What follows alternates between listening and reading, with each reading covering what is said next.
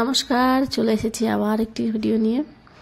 চাটা খাওয়া হলো এখন আমাদের, আর এখন ভেবেছি একটু ম্যাগি বানিয়ে দেবো, সেটা খেয়ে তারপরেও ঘুমিয়ে পড়বে। তারপর যত সব আমার শুরু হবে রান্নার কাজ, আরও ঘরের কাজ। রবিবার দিনটায় ছুটি থাকে ঠিকই, কিন্তু এত কাজ বেড়ে যায় সত্যি। সারা সপ্তাহের কাজগুলো যেন রবিবারেই সব সারতে হয় আমার। সেই একটু আধটু করে করে রাখি কাজগুলো, সম্পূর্ণ তার ভালো মতো করা হয় না। আজও তাই হবে। এই টাইম মতো রান্না আর ঘরের কিছু টুকটাক কাজ করতে করতেই সারা দিনটা এভাবেই পার হয়ে যাবে আমার। আজকে ম্যাগিটা ভেবেছি ডিম দিয়ে বানাবো।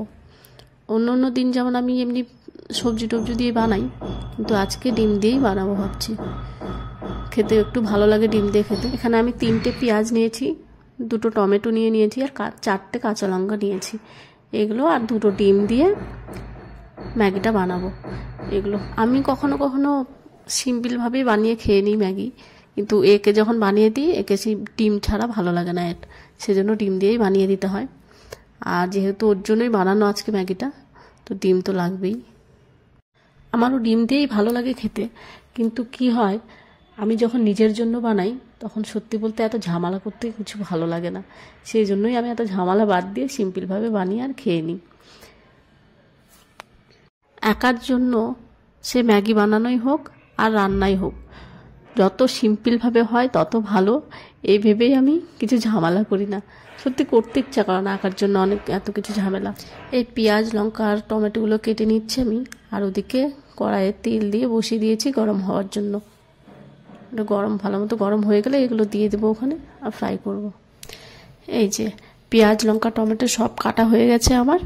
এবার দেখি কতটা গরম হলো কড়াইটা, তারপরে এগুলো দিয়ে ওখানে ভালো মতো ফ্রাই করে নেব। শুধু এগুলোই থাকবে, বিশেষ কিছু মশলা থাকবে না। মশলা যেমন শুধু ম্যাগির প্যাকেটের সাথে যে মশলাটা থাকে, মশলার প্যাকেটটা ম্যাগি মশলা, সেই প্যাকেটের মশলাটাই দিব আমি, আর অন্য কিছু দেবো না। আর সাথে ডিম দেবো 2টো। লবণ হলুদ এগুলো দিয়ে ভালো মতো মিক্স করে এটাকে কিছুক্ষণের জন্য ভাজতে দিয়ে দেব। যখন ভালো মতো ভাজা হয়ে যাবে, তারপর ওর মধ্যে ডিমটা ছেড়ে দেবো।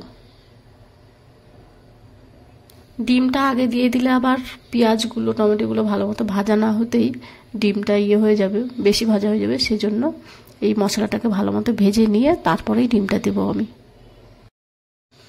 চলুন এটা কিছুক্ষণের জন্য ছেড়ে দিই, এবার ডিমটা ভাঙাই। 2টো ডিমই দেবো, বেশি দেবো না। শীতের দিন তো ডিমগুলো বেশ ভালোই আছে, দেখুন কুসুমগুলো বেশ গোটা গোটা। অন্য সময় ডিম ভাঙলে যেমন দেখা যায় যে ডিম ভাঙার সাথে সাথেই কুসুমগুলো যেন ভেঙে যায়, এখন দেখুন কি সুন্দর গোল গোল হয়ে আছে।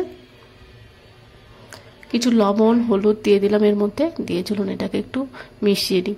এই যে দেখছেন, দেখুন দেখুন রসগোল্লার মতো লাগছে দেখতে দুটোকে। ডিমটা ভালো মতো মেশানো হয়ে গেছে, এবার ম্যাগিগুলো বের করে নিই। আর ওইদিকে মশলাটাও দেখছি প্রায় হয়েই গেছে, ডিমটা দেওয়ার মতো সময় হয়ে গেছে। এবারে ডিমটাকে দিয়ে দিলাম, আর এটাকে বেশ কিছুক্ষণ ধরে ভাজবো, কারণ ডিমের যে কাঁচা গন্ধটা সেটা যেন চলে যায়। প্রথমে আমি একটু কম তেল দিয়েছিলাম, পরে দেবো বলে।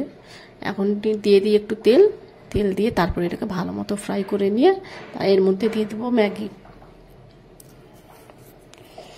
চলুন এবার ভাজা হয়ে গেছে, এবার ম্যাগিগুলো দিয়ে দিই। ম্যাগিগুলো দিয়ে একটু ভেজে নিয়ে তারপরে জল দিয়ে দিলাম। জল দিয়ে কিছুক্ষণ ফুটাবো এটাকে, আর ফুটিয়ে নিলেই হয়ে যাবে ম্যাগি আমার তৈরি। ম্যাগির কালারটা খুব সুন্দর হয়েছে, মনে হচ্ছে কালার দিয়েছি, কিন্তু না, সত্যি এমনিতেই খুব সুন্দর কালার হয়েছে ম্যাগিটা। আর ম্যাগি আমার এদিকে রেডি হয়ে গেছে। যারা এইভাবে ডিম দিয়ে কোনোদিন ম্যাগি বানিয়ে খাননি, তারা অবশ্যই একবার এইভাবে বানিয়ে খাবেন, দেখবেন খুব ভালো লাগবে। আপনারা অবশ্যই আমার পাশে থাকবেন, আর আপনাদের সাথে দেখা হচ্ছে আবার নতুন একটি ভিডিওতে।